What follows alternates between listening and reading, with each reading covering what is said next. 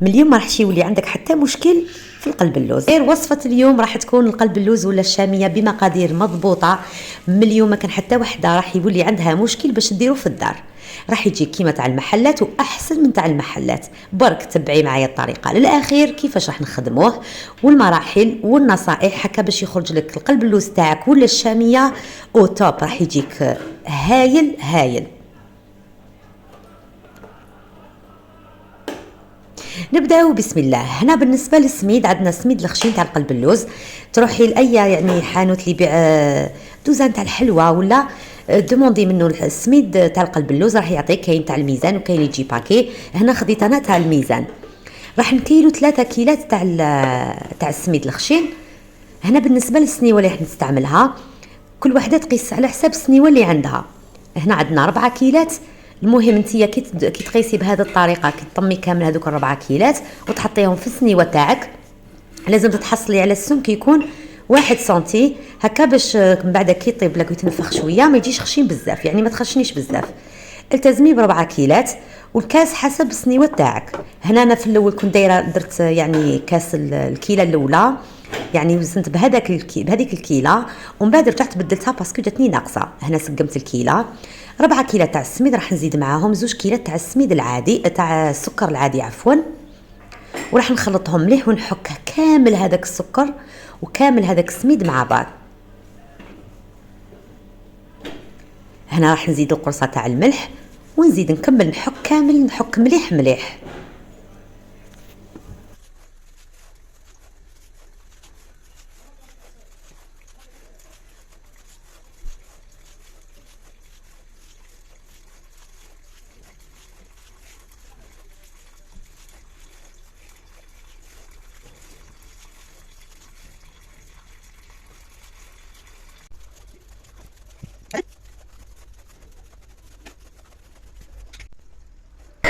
هنا عندي نص كيلة تاع السمن هنا دفيته وراح نزيدو كامل هذاك السميد والسكر وكذلك راح نكمل نحكو مليح مليح. ندخل هذاك السمن كامل في السكر والسميد اللي درناهم.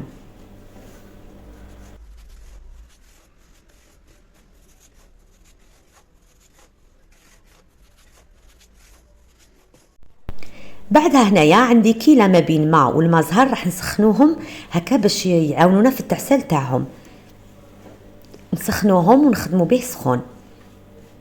هنا نبدا نخدموا القلب اللوز تاعنا ونديروا له ونعجنوه ونخلطوه مليح مليح ونعجنوه نخدموه بيان بيان بيان، يعني واحد 10 دقائق حتى ربع ساعه وانت تعجني فيه حتى تولي تشوفي هذاك العسل يخرج منه.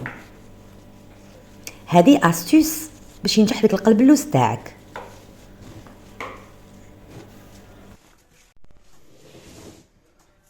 بعد ما عجناه مليح، هنايا راح نخليه يرتاح لمده ساعه، نغطيه نخليه يرتاح ونعاود نولي ليه نروحو نوجدو الشربات تاعنا.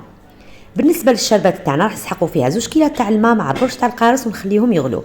غير يبداو يغليو راح نجيب نص كاس تاع السكر وراح نكراميليزيه بهذه الطريقه. راح نزيد له ملعقه تقريبا تاع الماء ونخليه يتكراميليزا، نحرقه مليح ومن بعد نضيفه للشربات اللي رانا نطيبوا فيها تكون تغلي ونخليه يزيد يغلي شويه يطيب شويه ونطفي عليه ونزيد له نص كاس تاع مزهر ونخليه يبرد، لانه راح نخرجوا السنيوه تاع القلب اللوز ديريكت راح نسقيوها نسحقوا الشربات تاعنا تكون يعني دافيه ولا بارده.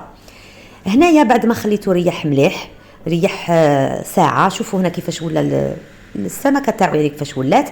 هنا راح نجيب السنيوه اللي راح نطيب فيها. عندي هنا ندهنها مليح مليح كميه مليحه تاع السمن. الفرن تاعنا راهو شاعل على 200 درجه ديجا نسخنوه يعني مسبقا. هنا راح نحط الكميه الاولى. بالنسبه للحشو انتم احرار، يعني في الحشو لوز ولا كاوكاو مرحي كيما تحبوا. هنا كان عندي الجوز، درت الجوز وحطيت فوقه نصف ملعقه تاع الكاكاو. استعملوا كاكاو بني وما تكثروش الكاكاو بزاف باش ما يبقى لكمش في الوسط ويهبط ويبس لكم القلب اللوز تاعكم. هنا كي شغل راح نخدموا البراج، حطينا الطبقه الاولى، حطينا المكسرات والكاكاو وفوقها راح نزيدوا الطبقه الثانيه الكميه المتبقيه ونوزعوا على السنيوه تاعنا غير بالعقل. نديروا سمكه واحده.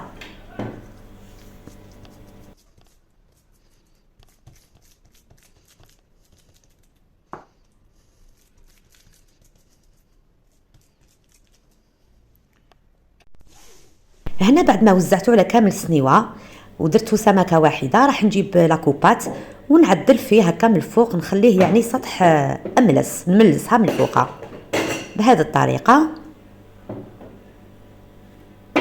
وهنا نتخاسيها برك، ماحش نقطعها برك، ندير لي تخاس تاعها ونديكوريها بحبات تاع اللوز وندخلها الطيب.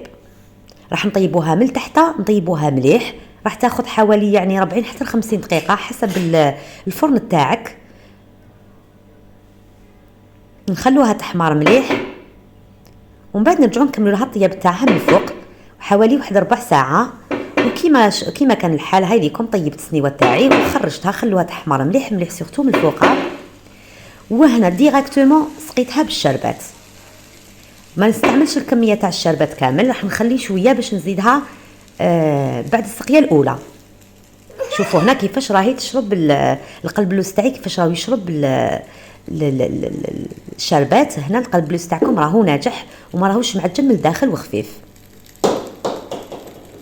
راح نخليه يرتاح، قد ما يرتاح قد ما مليح، قبل الاستهلاك تخلوه يرتاح مليح مليح. هذا هو القلب اللوز تاعنا اللي وجدناه اليوم، وصفه ناجحه مليار في المليار. درك نوريكم كيفاش جا بعد ما خليته يريح حوالي ساعتين. هو يريح اكثر احسن، يعني ليله كامله هايل. هنا راح هنايا باش نوريكم برك، هنايا نسيت باش نقول لكم باللي في المرحله الثانيه بعد ما تخليوه يريح يعني ابخي 2 زور، قعد لنا هذيك الشربات اللي بقات لنا راح نزيدو نسقيو بها بعد ما نقطعوا نكملوا نقطعوا. في الاول تخاسينا برك، دوزيام فوا نقطعوا القلب اللوز تاعنا مليح حتى لتحت هكا باش تدخلوا كامل هذيك الشربات اللي زدناها اون دوزيام فوا.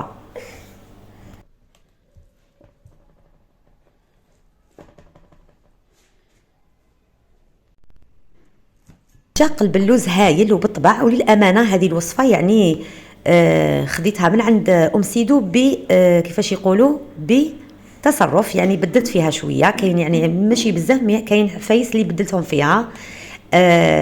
يعطيها الصحه، يعني كانت وصفه ناجحه مليار في المليار. انا درت لكم من قبل ديجا وصفه تاع القلب اللوز اللي كنت دايرتها على واحد الطباخ يعني قسنطيني، كذلك ناجحه.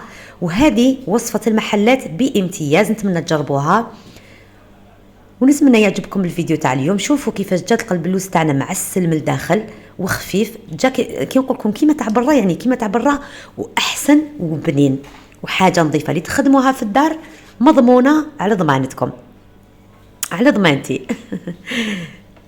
اي فوالا بالنسبه للفيديو تاع نهار اليوم. نتمنى تكون عجبتكم الفيديو، وما تنساوش تدعموني بالتعليقات تاعكم ولي لايك هكا باش يلحق الفيديو لاكثر ناس. ونتلاقاو في وصفات واحده اخرى في قناتكم روجين داكوك. ما تنساوش من داك تضربوا طلع على القناه تاعي، راح يكونوا وصفات هايلين بزاف في هذا رمضان ان شاء الله. رمضان مبارك، مع السلامه.